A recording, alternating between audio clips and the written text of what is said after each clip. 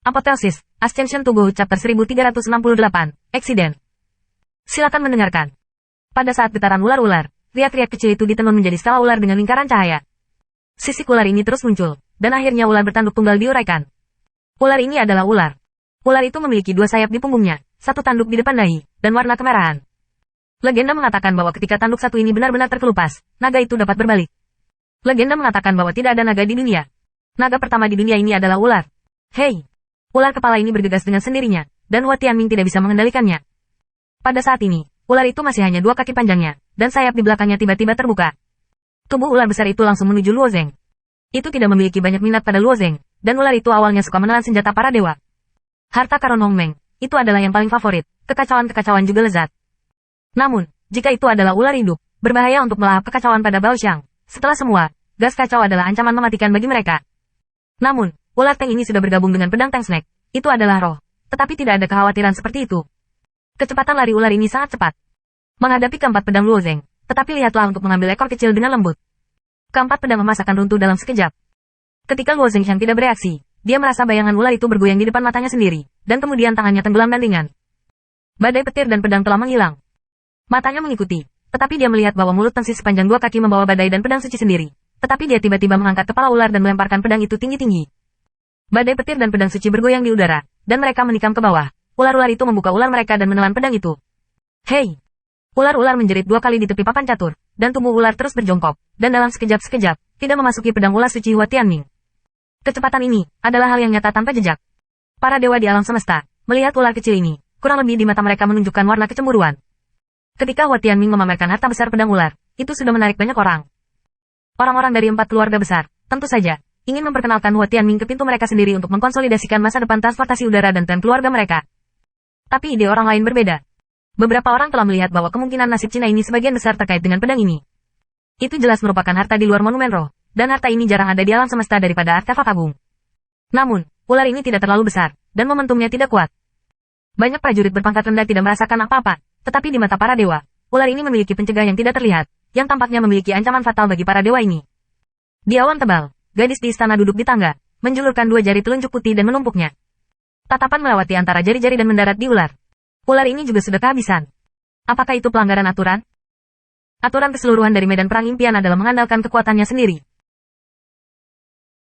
Namun, metode para prajurit itu beragam. Beberapa orang pandai dalam binatang, sebagian besar didasarkan pada roh.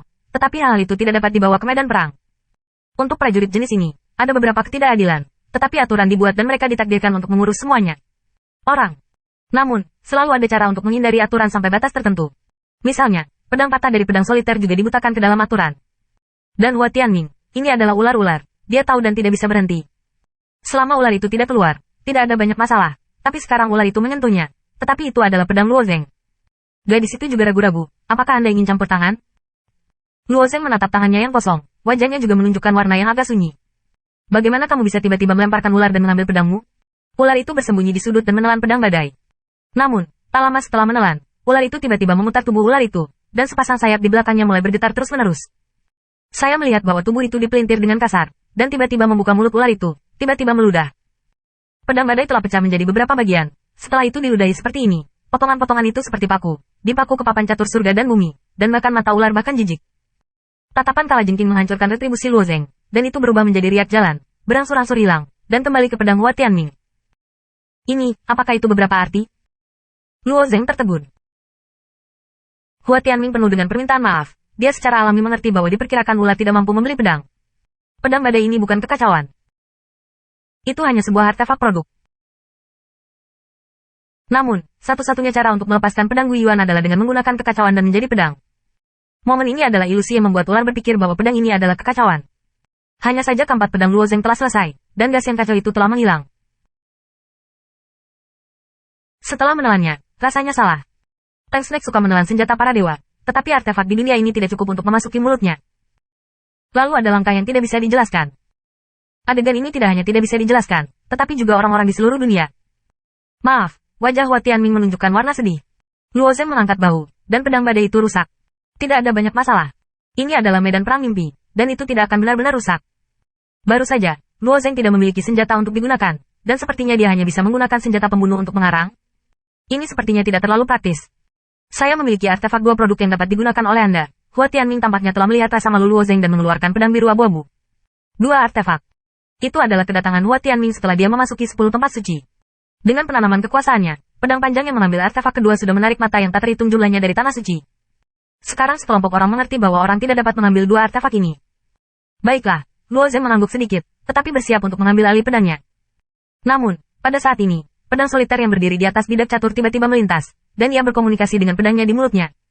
Untuk pedang soliter, untuk pedang patah ini, itu adalah kesempatan. Dia dan pedang ini tahu bahwa Luo Zeng memiliki gas kacau, meskipun dia tidak mengerti bagaimana dia mendapatkannya. Awalnya, pedang soliter akan menjadi medan perang impian. Setelah akhir medan perang, Anda harus menemukan Luo Zeng, dan angkat pedang ini. Gas yang kacau adalah penghubung utama. Peluang ini, pedang soliter, ingin membantu pedang yang patah, dengan keras berkata, dan lambat. Luo Zeng mendongak. Jadi pertandingan kunci, artefak karakter terlalu tidak adil, kata pedang soliter itu. Dia tersenyum, dan mengangkat pedang di tangannya, melemparkannya langsung ke arah Luo Zeng. Hei! Setelah dewan, seharusnya ada perbudakan yang mengikat semua prajurit. Pada saat itu, kekuatan telah dihilangkan. Pedang yang patah tiba-tiba menembak ke arah Luo Zeng Fei, dan menghantam papan di sisi-sisi Luo Zeng.